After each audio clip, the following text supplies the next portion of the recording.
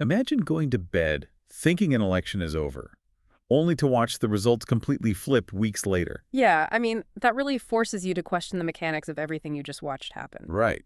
And today, we are opening up a massive debate over allegations that are currently, well, rocking California's election system. It is a wild situation. It really is. So we have a set of notes in a political commentary video by Brandon Lehman, and they paint a highly controversial picture of how elections actually function on the ground. Yeah, we're talking about political groups legally extracting specific votes from targeted neighborhoods. Exactly. We are examining claims that bad actors actively pay homeless individuals on Skid Row like $100 to forge ballots. And we are looking at state rules that let voters simply handwrite dates on late arriving mail and how those rules allegedly engineer artificial political victories. It is an intense stack of material that attacks the foundational mechanisms of how votes are gathered and counted. But before we jump into those mechanics, I want to establish a very clear baseline for you, our listener. Right, setting that boundary is essential.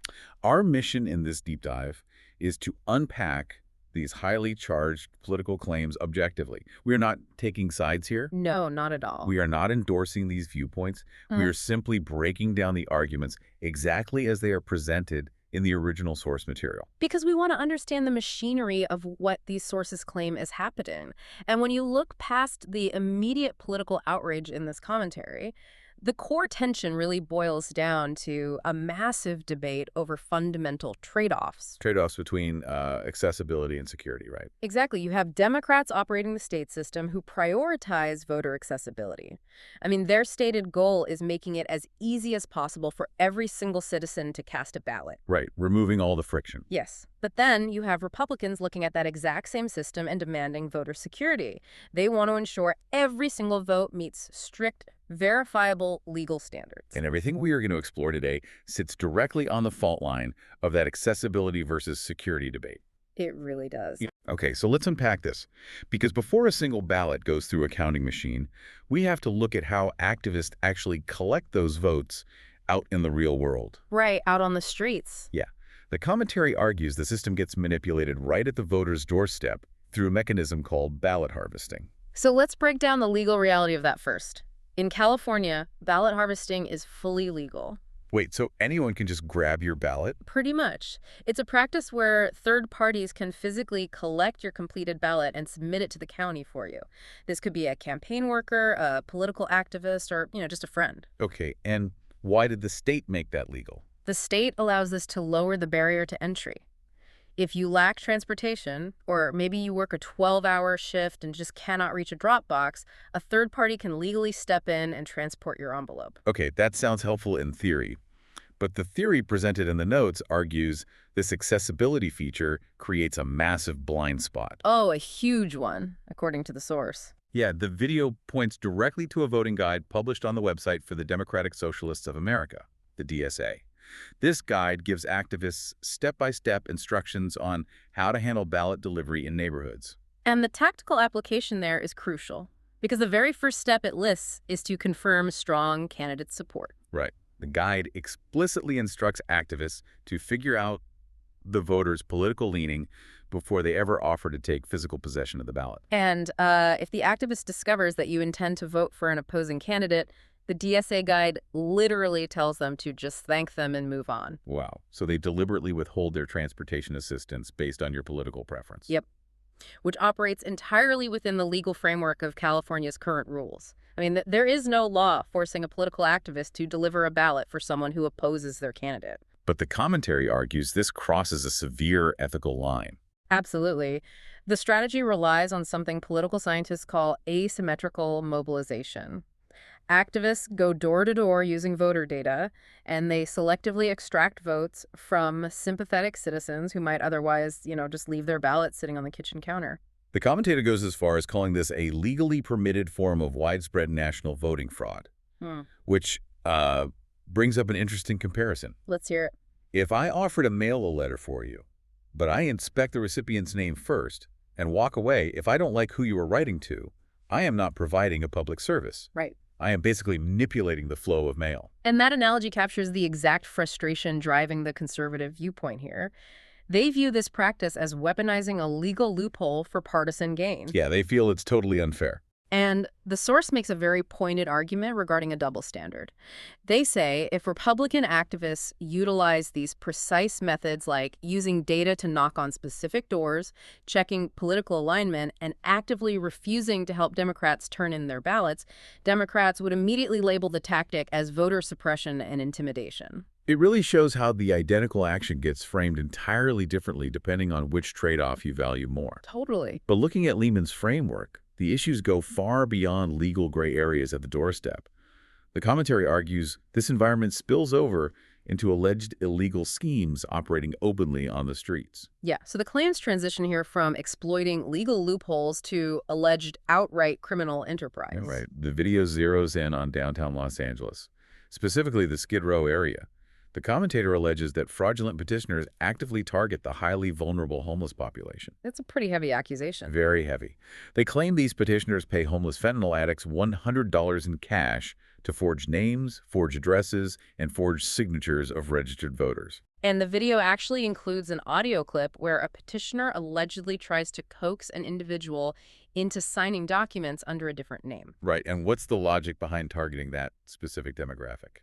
Well, the operating theory is that because these individuals are struggling with severe addiction and are largely disconnected from the political system, bad actors use them as a cheap labor force. To build a massive stash of blank fraudulent ballots. Exactly. And this connects directly to how California manages the actual mechanics of voter identification. Which brings us to Billy. Right, Billy. The video references an observer from the Department of Justice, this man named Billy, who monitored a Los Angeles ballot counting facility. And according to the notes, Billy highlighted two massive vulnerabilities. First, California refuses to hand over its state voter rolls to the federal government for cross-referencing. Yeah, that's a big point of contention. And second, the state allows first-time voters to use highly unconventional documents to verify their identity. We are talking about items like gym memberships and debit cards. Which, the mechanics of why those rules exist stem from federal laws designed to ensure people without a driver's license can still register. Okay, sure. But the commentator ties those specific rules into a broader theory of systemic vulnerability. Because if the state refuses to let the federal government verify the voter rolls and county clerks accept a gym card as official identification, the source argues the state essentially removes the locks from the doors. So it creates an environment where a county clerk has almost no concrete way to flag a ballot forged on Skid Row. Precisely. Let me push back on the practical math of that operation, though. Operating a chaotic street scheme where you pay people $100 a pop to forge signatures, it just doesn't sound like a highly efficient way to flip a major election. Right, the logistics sound messy. Yeah, to swing a race by thousands of votes, you would have to run an incredibly obvious, massive street operation. Do the sources actually provide forensic evidence tracing a specific batch of forged ballots to a specific flip seat? Well, no. They do not provide a direct forensic audit proving those specific ballots altered a mathematical outcome. Okay, so then what's the point of the scheme? What's fascinating here is the commentator connects these street-level allegations to a much deeper psychological strategy. Psychological strategy. Yeah, the theory operating here suggests the primary goal of this obvious fraud isn't necessarily to steal a few local city council races. The broader goal is systemic demoralization. Wait, so the argument isn't just that they are mathematically winning the race with these forged ballots, but that the goal is to make the process look so compromised that the opposition just quits. Precisely.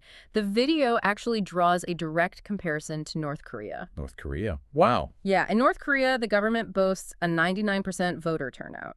Every citizen knows the election is a staged performance, and the government knows the citizens know it. Right. The source claims California employs a softer version of that same psychological tactic. By allowing alleged street-level rigging to happen almost out in the open, the ruling party sends a message of invincibility. The idea being that if a Republican voter believes their legitimate vote simply gets canceled out by a forged signature bought for $100 on Skid Row, that voter eventually experiences complete apathy. Exactly. They just stop showing up to the polls altogether. It is a strategy of attrition. You do not just beat your opponent at the ballot box. You break their will to participate in the system. Man, that is bleak. But if seeing alleged fraud happening on the streets makes a voter feel hopeless, watching the actual vote count drag on for weeks is what the source argues seals the deal. Oh, the extended counting is a massive part of their argument. Let's look at what happens to those ballots once they actually enter the bureaucratic system. Because let's say a ballot is collected, whether legally at a doorstep or illegally on a street corner. What happens when that envelope arrives at a counting facility days after Election Day? This brings us to the mechanics of the backdating loophole. The commentary really views this specific mechanism as the engine driving the entire alleged operation. Okay, so in California, if you drop your ballot in the mail, it obviously must be cast on time to count. But the law does not strictly require an official United States Postal Service postmark to prove you mailed it by Election Day. Right, and instead, a voter can simply use a pen to handwrite the date on the back of the envelope. Which sounds crazy, right? Yeah. But we need to explore why that rule exists. Yeah, the post office processes millions of pieces of prepaid election mail. Often, their machines just fail to stamp a legible cancellation mark over the barcode. So to prevent disenfranchising a voter, just because a postal sorting machine skipped their envelope, California created a fail-safe. If the official postmark is missing, the county clerk must trust the date the voter physically wrote on the envelope. But the video features a claim from a Postal Service whistleblower who says this well-intentioned failsafe creates an easily exploitable loophole. How so? Well, if the state legally binds itself to accept a handwritten date, bad actors can manually backdate thousands of ballots by hand after they already know the preliminary election results. Here's where it gets really interesting. It's like turning in a homework assignment a week late, but writing last week's date on top, and because the school's official timestamp machine is broken, the teacher is legally forbidden from questioning you. That's a perfect way to describe it. And when you combine those handwritten dates with California's rule allowing ballots to arrive up to a week after the election and still be counted, you generate what the sources describe as a system of endless counting. Right. The commentator points to this specific mechanism as the reason we see massive, statistically improbable late surges for specific candidates. And the video leverages heavy statistics to illustrate this phenomenon. They point to a recent Los Angeles City Council race involving a candidate named Nithya Raman. Yeah, the Raman race is a key example for them. According to the notes, Raman was sitting far behind in third place on the actual night of the election. But over the next week, she miraculously captured over 40% of the mail-in vote from ballots that arrived 5 or 6 days later. And that late surge provided the exact math she needed to jump into second place, completely locking out a competing candidate, Spencer Pratt, from advancing to the general election. Just massive shifts days later. Yeah, and the commentator contrasts that council race with the performance of the incumbent mayor, Karen Bass. According to the source, Bass only received 35 to 40% of the vote on Election Day and the immediate days following. So the video questions the statistical reality of a local city council candidate suddenly becoming significantly more popular with Democratic mail-in voters than the actual mayor of the city. Exactly, especially within batches of mail that somehow took a week to travel across town. The source views these statistical anomalies not as random quirks of the mail system, but as proof of calculated engineering. Calculated engineering. Yeah, and they argue this is a feature of the system that has been refined over a decade. The video pulls a historical statistic from the year 2010 to make this point. Kamala Harris was running for California Attorney General. The news clip they feature highlights that she barely defeated her Republican opponent by a margin of less than 1%. But she only secured that mathematical victory after 4 full weeks of counting late-arriving votes. Wait, 4 weeks? An entire month after citizens actually stood in line at the polls? Yep, an entire month. The commentary uses these specific examples to outline a theory of institutional capture. Institutional capture, like they own the system. Basically. The argument suggests that because the Democratic Party holds supermajority control over the state's legislative apparatus, they intentionally write election laws like accepting handwritten dates and extending mail delivery deadlines to ensure their own self-preservation. So institutional inertia sets in. Exactly. They build a legal framework that essentially keeps the counting window open indefinitely until their chosen candidates locate the exact number of votes required to win. Wow. They are asserting that the rules aren't merely flawed or poorly designed. They are custom engineered to guarantee a specific political outcome. That is the core of the conservative argument here. But with all these extended counting periods and envelopes trickling into county facilities for weeks, the sources point to a massive, looming disruption. Something that could drop like a hammer on this entire California framework from the highest court in the land. Yeah, the commentary shifts focus here to the Supreme Court of the United States. The video claims the Supreme Court is reportedly preparing to evaluate the statutory meaning of two very specific words. Election Day.